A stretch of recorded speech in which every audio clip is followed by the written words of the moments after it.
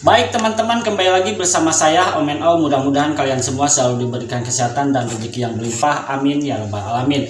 Masih di seputaran kasus Pindah Cirebon, di mana Deddy Mulyadi menjadi saksi pertama yang dihadirkan oleh pemohon dalam sidang lanjutan peninjauan kembali 6 terpidana dalam kasus Pindah di Pengadilan Negeri Cirebon hari ini Jumat 20 September 2024. Nah, Deddy Mulyadi hadir di ruang persidangan dan langsung menempati kursi saksi yang disiapkan oleh kuasa hukum pemohon.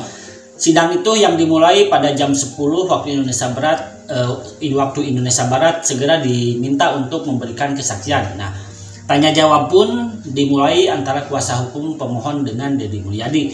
Dilanjutkan dengan pertanyaan dari jaksa selaku termohon. Nah, ada momen haru ketika Deddy memeluk satu persatu para terpidana setelah sesi tanya jawab berakhir. Nah, selama memberikan keterangannya, Deddy Mulyadi beberapa kali terlihat menangis dan suaranya terdengar bergetar. Dan dia juga berulang kali mengusap hidungnya yang sesak karena isak tangis. Nah, Deddy Mulyadi juga menjelaskan bahwa kesaksian yang dia sampaikan adalah hasil dari wawancaranya dengan berbagai pihak yang terlibat, termasuk keluarga korban dan saksi-saksi yang lainnya. Namun Deddy Mulyadi mengungkapkan bahwa dirinya belum sempat mewawancarai keluarga Eki, salah satu korban dalam kasus tersebut. Nah, menurut Deddy Mulyadi, dari seluruh rangkaian yang dia pelajari, peristiwa yang terjadi merupakan kecelakaan murni dan tidak ada kesalahan dari 6 terpidana yang saat ini mendekam di penjara.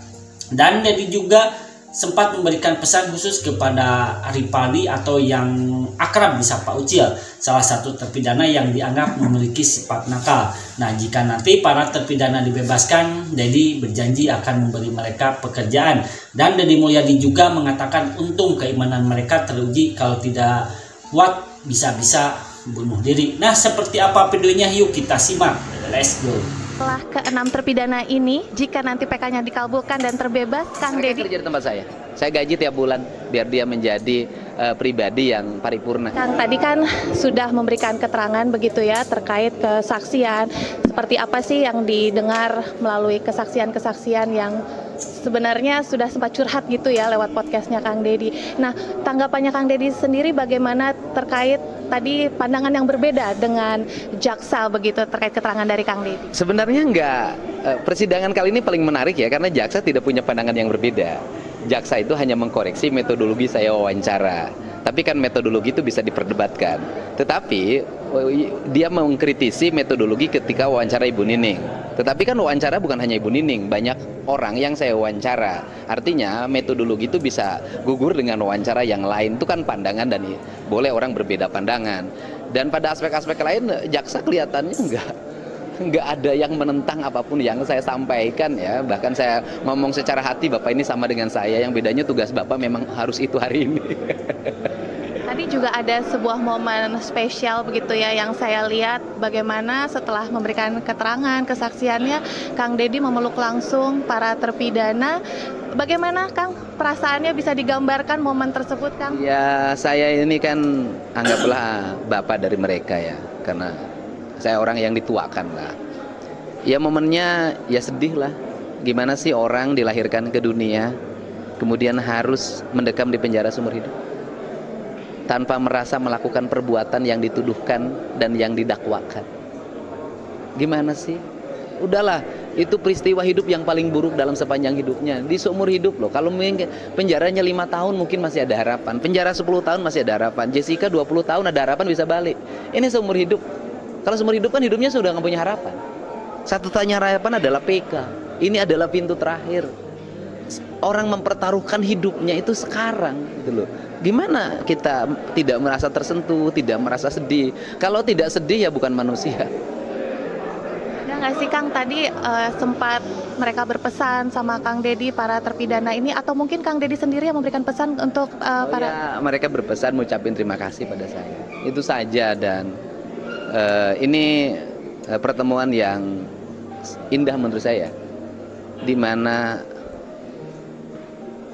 warga yang tidak berdaya punya harapan. Dan saya merasa bersyukur dalam hidup ini masih menjadi salah satu harapan bagi mereka. lihat ini kayaknya Kang Deddy tersentuh banget ini ya pada saat memeluk. Ya, saya kan hidupnya pakai hati. Kalau hidupnya pakai hati ya kayak gini, kadang-kadang terlalu cengeng.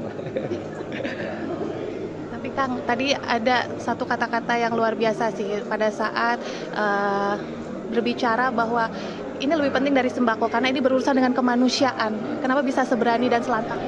Iya, orang bagi sembako siapapun bisa, asal punya duit.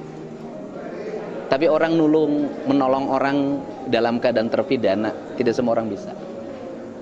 Punya duit belum tentu punya nyali. Punya nyali belum tentu punya duit.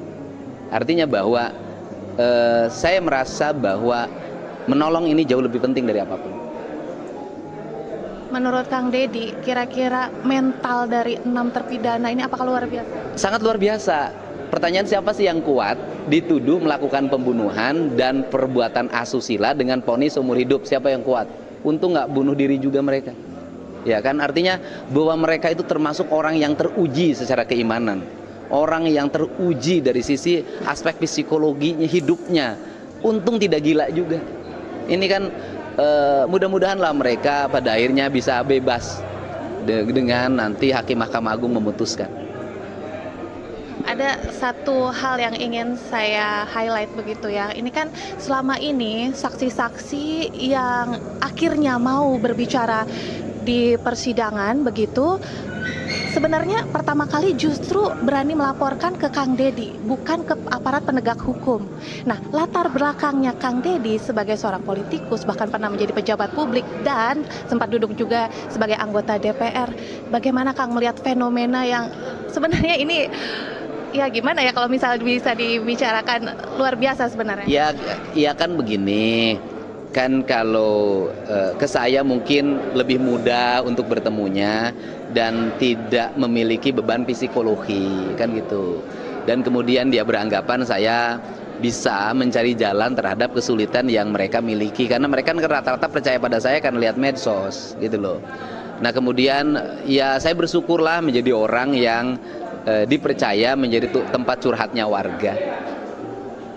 Sebagai tokoh masyarakat, boleh minta pendapatnya Kang Deddy, jika misalnya ini kan ada beberapa saksi di persidangan memang sempat ditanya, kenapa tidak langsung ke aparat penegak hukum, kenapa harus ke Kang Deddy dulu gitu untuk menceritakan atau memberikan kesaksian. Nah, dengan latar belakangnya Kang Deddy, bagaimana pandangan, sebenarnya apa yang perlu diperbaiki, berarti apa yang perlu diperbaiki? Menurut saya sih karena rasa sungkan saja. Karena rasa sungkan ya mereka lebih mudah bertemu dengan saya dibanding dengan yang lain. Sehingga ke depan mari kita hilangkan kesungkanan warga untuk bertemu dengan siapapun, ya kan? Bertemu dengan aparat penegak hukum, bertemu dengan anggota DPR, bertemu dengan bupati, wali kota, gubernur, menteri. Hilangkan rasa kesungkanan itu. Bagaimana cara menghilangkan rasa kesungkanan? Ya diri kita harus melekat dan mendekat dengan warga agar warga tidak sungkan ketemu kita. Berarti apakah Kang Deddy punya pandangan juga, berarti apakah setuju memang harus ada pembenahan-pembenahan dari si institusi? Iya, menurut saya sih ginilah, institusi itu kan melakukan perubahan dalam setiap waktu. Setiap perubahan pasti ada kekurangan-kekurangannya. Ya kita berharap semua institusi di Republik ini pasti dalam waktu ke waktu melakukan pembenahan-pembenahan dan tidak mengulangi kesalahan yang pernah dilakukan.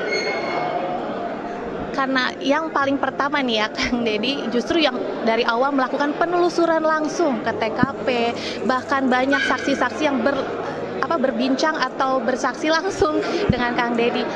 Kira-kira awalnya kecelakaan tiba-tiba jadi kasus pembunuhan dan sekarang berusaha dibuktikan lagi untuk diungkap bahwa ini adalah kasus kecelakaan. Menurut Kang Deddy, kira-kira kasus ini terungkap kebenarannya seperti apa? Ya terungkap kebenarannya karena ada orang yang berani berkata.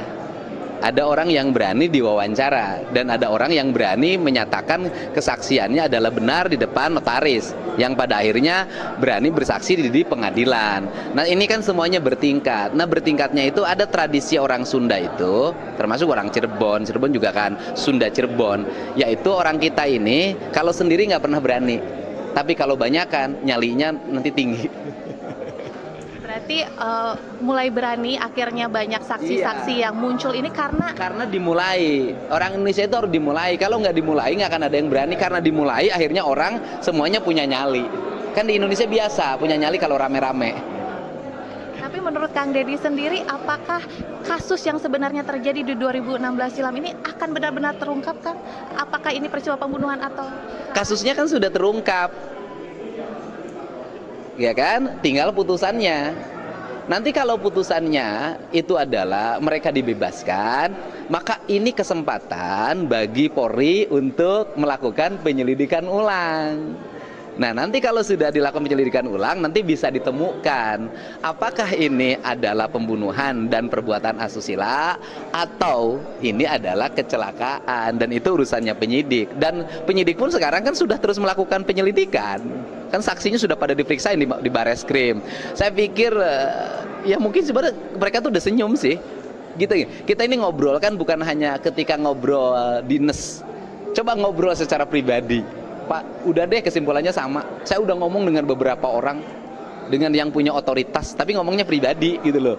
Ya sama kesimpulannya, tetapi kan kalau aparat itu kan harus bisa membedakan mana obrolan pribadi dan mana ketika bertugas secara institusi. Tapi mudah-mudahan lah obrolan pribadi-pribadi itu pada akhirnya menjadi keputusan institusi. Berarti dari kesimpulan yang bisa saya tarik, Kang Deddy optimis bahwa PK ini akan dikabulkan begitu? Oh, saya optimis PK ini akan dikabulkan. Dan memang nantinya akan terungkap, akan diungkapkan kebenarannya bahwa memang kasus atau kejadian sebenarnya adalah peristiwa kecelakaan, bukanlah pembunuhan maupun apalagi pemerkosaan. Iya, ya kan itu nanti kalau vonisnya bebas, maka polisi bisa melakukan penyelidikan ulang terhadap kasus itu. Nanti dari penyelidikan ulang bisa disimpulkan apakah pembunuhan atau kecelakaan tunggal.